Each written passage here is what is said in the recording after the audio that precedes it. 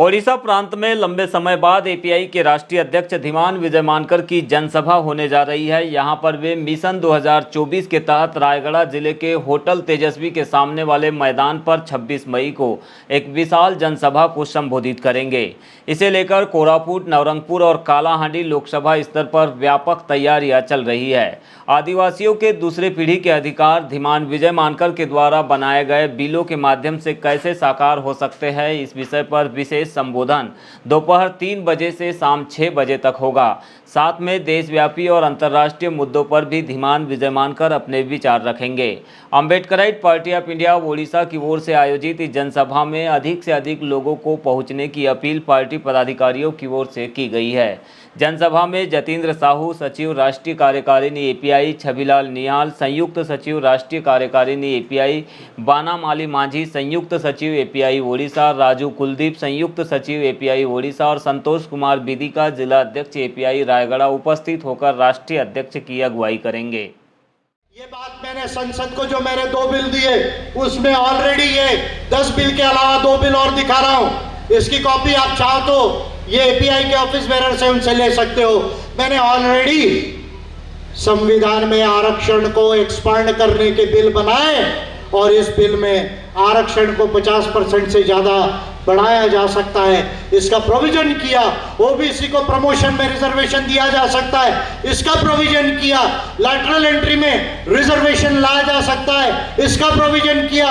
और माइनॉरिटीज और महिलाओं को जुडिशरी में रिप्रेजेंटेशन दिया जा सकता है, इसका भी प्रोविजन किया। और अफर्मेटिव एक्शन प्राइवेट सेक्टर में लाया जा सकता है, इसका भी प्रोविजन किया। मैं केवल बोल नहीं रहा हूं, जो काम मैंने ऑलरेडी पहले किया वो मैं कह रहा हूं। 2019 में अभी कांग्रेस कह रही है कि ओबीसी की जनगणना होनी चाहिए, हम इसके फेवर में है। आज अगर पटोले दादा रहते तो मेरी बहुत इच्छा थी कि पटोले जी से वार्तालाप हो जाता था। अरे भाई क्यों मजाक कर रहे हो?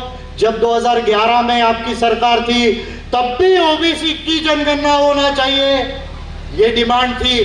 कांग्रेस की सरकार उस समय थी, 91 में थी, 81 में थी, 71 में थी, लेकिन ओबीसी की जनगणना आपने नहीं कराई।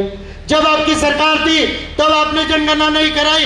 जब सेंसस होने का समय आ गया, मजे की बात देखिए, अमित शाह जी बोल रहे कि अभी हम सेंसस करेंगे, इलेक्ट्रॉनिक सेंसस, ई सेंसस करेंगे, तब कांग्रेस के लोग कह रहे हैं कि नहीं भाई ओबीसी की जनगणना होनी चाहिए। अरे विजय मानकर का 2019 का पिटीशन है, संसद को किया हुआ, भारत सरकार को किया हुआ। मैं देश का पहला लीडर हूं जिसने ऑन रिकॉर्ड भारत सरकार को प्रूव किया कि आपको रिजर्वेशन देना, जनसंख्या गिनना, और केवल आदमियों को नहीं गिनना, उनकी एजुकेशनल, इकोनॉमिकल, कल्चरल, पॉलिटिकल, उनकी टेक्नोलॉजिकल स्टेटस को देखना क्यों जरूरी है और ये ह्यूमन राइट्स में क्यों बाइंडिंग है आपको। ये पिटीशन करने वाला मैं पहला लीडर हूं इंडिया के अंदर में ओबीसी की जनगणना होना चाहिए करके। तो ये कांग्रेस के लोग आज जो बात कर रहे हैं, मैं समझता हूं कि अच्छी बात है, लेकिन पूरी बात नहीं है। उसको मैं जो है वो कहता हूं कि उनको अभी भी ज़्यादा प्रोएक्टिव स्टैंड लेना चाहिए। और अगर अच्छे कामों के लिए अगर आपको हमारा सहकार्य चाहिए तो कॉन्स्टिट्यूशन और ह्यूमन राइट्स और लॉज और पॉलिसीज को लेकर तो एपीआई ऑन रिकॉर्ड आपका सहयोग कर सकती। इलेक्शन का अलायंस की बात मैं नहीं कह रहा हूं, ये पहली बात है। दूसरी बात, देश के अंदर में ज्ञानवापी मस्जिद है या वहां क्या शिवलिंग है, क्या क्या चल रहा है, ये देश में डेली हो रहा है।